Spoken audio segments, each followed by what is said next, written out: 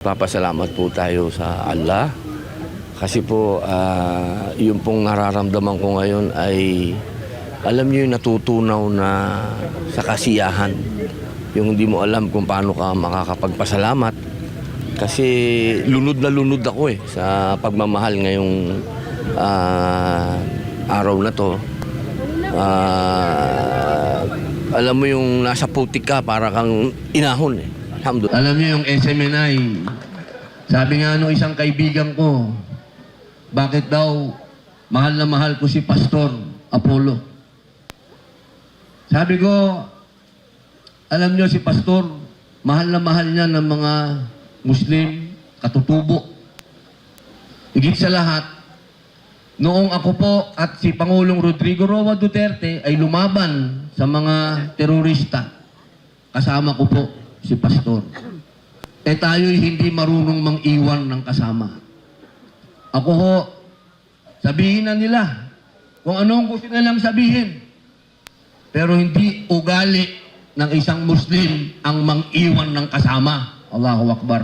Matitinag na pader ng pagkakaisa at paninindigan ang ipinamalas sa Daya Farm sa Banay-Banay, Davao Oriental. Mahigit 1,000 delegado mula sa iba't ibang sektor ang nagtipon-tipon upang maglabas ng matinding suporta at ipagtanggol si Senator Robin Padilla laban sa mga hamon at di umano'y kitatwangan o injustisyang kinakaharap nito sa kasalukuyan. Ang detalye mula kay Jean Domingo. Mainit na pagtanggap, sigaw ng pagkakaisa at matatag na paninindigan ang sumalubong kay Senator Robin Padilla sa Daya Farm, Banay-Banay, Davao Oriental sa isinagawang Support and Protect Senator Robin Padilla Movement Gathering. Hindi lamang ito isang karaniwang pagtitipon, isa itong pampublikong pahayag ng panawagan laban sa mga pag-atake, diskriminasyon at injustisyang ipinupukol sa senador. We want leaders that protect us, fight for us, not betray us. We want leaders that feel our pains and sufferings, our losses, our needs, inspire us, and make us a people better than we know who we are. Mula sa mga kapatid nating Muslim, Kristiyano, katutubo hanggang sa mga kabataan, nagbuklod ang lahat sa ilalim ng temang pagkakaisa, pasasalamat, paglilingkod sa bayan upang magsilbing proteksyon at boses ng lider na patuloy na lumalaban para sa kanila. Kagalang-galang na Senador Ruben, maligayang pagdating sa lupain ng mga taong naniniwala sa pagkakaisa, kapayapaan at tunay na pag-unlad. Ang presensya ninyo sa araw na ito ay nagpapaalala na ang isang leader na may malasakit sa bayan ay hindi nag-iisa sa kanyang laban. Takbir! Takbir! So kaning protect Senator Robin Hood Padilla, usa kini ka inisyatibo sa mga individual, no? Da mga individuals, komunidad, leader nga nituo sa usa ka leader nga adunay malinaw, tinok nga pagbarog para sa isyu sa katawhan. So kani continuing kini nga mga kalihukan. Dili lang kini mahitabo karon magpasalamat kita kay adunay panahon ang atuang senador nga niani sa tuwa. Pero kani continuing effort kini aron mapaabot nato sa atong panggamhanan nga kung naay leader nga nibarog, dunay leader nga gatuo kita, no, sa iyahang mga prinsipyo o gibarugan, dili angay harason, dili angay pangkasuhan, kundi dapat paminawon. It is an honor and privilege of Banay-Banayans that we have Senator Robin Padilla na nandito po sa ating bayan. Palakpakan po natin si Senator Robin Padilla. No, with this opportunity, no, na makapagbigay po whatever help that our senator can extend to us. Sana po with this presence today, mabigyan po tayo ng opportunity. Tayo pong taga Banay-Banay na hindi lang dito sa Banay-Banay tayo, yung taga Banay-Banay mapakinggan din po doon po sa Senate. Ang importante, nakatayo tayo para lumaban para sa bayan. No? Ayon sa mga lider ng Muslim at Bangsamoro community, hindi nila hahayaang maitulak sa gilid o maapi ang isang opisyal na naging totoong boses ng mga kadalasang nakakalimutang sektor sa gitna ng mga hamon at pangigipit. Malinaw ang kanilang mensahe, hindi sila magpapasindak at mananatili silang nakatayo sa tabi ng senador. Ang ating pagkakaisa para suportahan ang ating kapatid na si Senator Robin Padilla. Madami nang nagawa ang ating kapatid na senador para sa ating mga kapatid na mga Muslim, sa ating kapatid na indigenous people at sa lahat pa ng community. Wala nang ibang senador na makakagawa nito, hindi siya lang. Kaya siyempre, ngayon siya ay nasa medyo mahirap na panahon. Siya ay medyo nasa tagilid na panahon. At siyempre, para makabawi tayo sa kanya, dapat tayo naman ang babalik sa tulong na kanyang naibigay sa atin. Kaya bilang isang convener din sa programang Protect and Support Senator Robin Padilla, tayo ay magtutulong-tulungan upang suportahan ang ating senador sa lahat ng legal na paraan na ating makakaya. Para po kay Senator Robin Padilla, nais naming ipaabot ang aming taus-pusong pasasalamat sa inyong patuloy na paninindigan at sa inyong pakikinig sa tinig ng mamamayan. Palakpakan po natin. Sa ating pananaw o sa aming pananaw bilang mga kabataan, kayo ay nagsilbing isang matapang na tinig para sa maraming Pilipinong nagnanais na marinig ang kanilang mga saloobin at adhikain.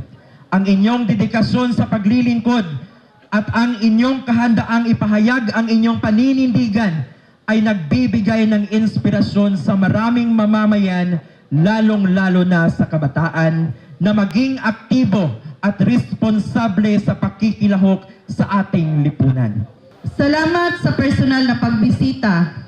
Narito po kami sa araw na ito ngayon, hindi lamang para ipakita ang suporta sa ating Honorable Senator, but higit sa lahat, gusto naming ipakita sa inyo at ipadama na hindi po kayo nag-iisa. Sa kabila ng mga pagsubok, diskriminasyon at mga hamong kinakaharap ng ilang Muslim communities, ipinakita nila ang kanilang matatag na panindigan. Nila hindi sila papasindak at patuloy silang manindigan para sa kapayapaan, katarungan at pagkakapantay-pantay. Ito ang manifesto ng suporta kay Senator Robin Hood Padilla. Sa Senado ng Pilipinas, 24 ang mga senador. Ngunit, iisa lamang si Senator Robin Hood Padilla na tunay na kumakatawan sa tinig ng mamamayan.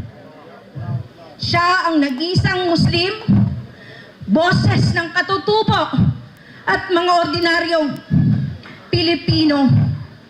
Sinsirong leader, may paninindigan at higit sa lahat, walang bahid ng katiwalian.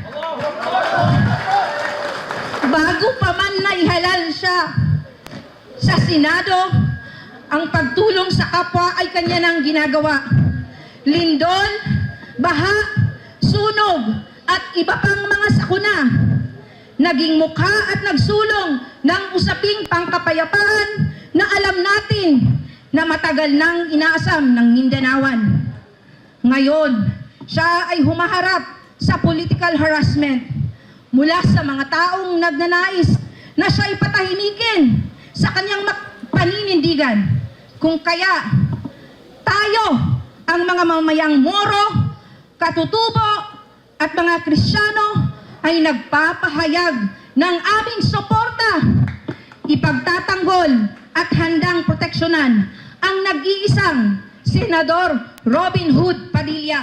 Sa kabila ng pagkakaiba sa relihiyon at kultura, nagkaisa rin ang mga Kristiyano at katutubo na ipagtanggol ang advokasya ng senador para sa kapayapaan at pantay na katarungan. Para sa kanila, ang pag-atake sa senador ay pag-atake rin sa boses ng mga ordinaryong mamamayan na kanyang ipinaglalaban. We are so very glad. Salamat gyud sa sobra among kalipay nga ang amo ang pinalangga nga Senator si Robin Padilla nga personal namo nga nakita siya. So sa iyang pag-ani diri sa amuha, the more na ang among suporta mura og hantod sa among kamatayon, we will really support him. Kay sa amo nga mga Muslim nakita namo ang iyang tiunay nga pagka-Muslim. So sa amo nga mga Islam kinahanglan nga ang tao nga nagsuporta, naglabi na sa tawhanong Filipino people sa tuang bansa sa Pilipinas. So nakita namo ang iyang paningkamot, masuportahan, makita ang good governance, nga transparency, nga kinahanglan gyud ang legal o mga maayo nga mga programa unta maabot sa ato katawhan. So through kay Senator po, salamat sa iyang pag-ani. We are so again I'm happy, amazed with me. So thank you so much po. Sa gitna ng buhos ng suporta, hindi naman napigil ng senador ang maging emosyonal. Ipinabati ni Senator Robin Padilla ang kanyang malalim na pasasalamat sa taong bayan. Anyang ganitong uri ng pagmamahal at pagtatanggol mula sa masa ang nagbibigay sa kanya ng lakas upang magpatuloy at hindi matakot sa anumang pagsubok o inustisya. Una po, siyempre alhamdulillah. Nagpapasalamat po tayo sa Allah. Kasi po, yung pong nararamdaman ko ngayon ay, alam niyo yung natutunaw na sa kasiyahan. Yung hindi mo alam kung paano ka makakapagpasalamat. Kasi lunod na lunod ako sa pagmamahal ngayong araw na to. Alam mo yung nasa putik ka, para kang inahon Alhamdulillah. Samantala, nagpasalamat si Senator Robin Padilla kay Pastor Apollo Sikibuloy sa patuloy nitong suporta at tiwala sa kanya. Kasabay nito, tiniyak ng senador na hindi rin niya iiwan ang kanyang suporta kay Pastor Apollo at manatili siyang tapat sa kanyang pagkakaibigan at paninindigan. Alam niyo yung SMNI, sabi nga nung isang kaibigan ko, bakit daw mahal na mahal ko si Pastor Apollo?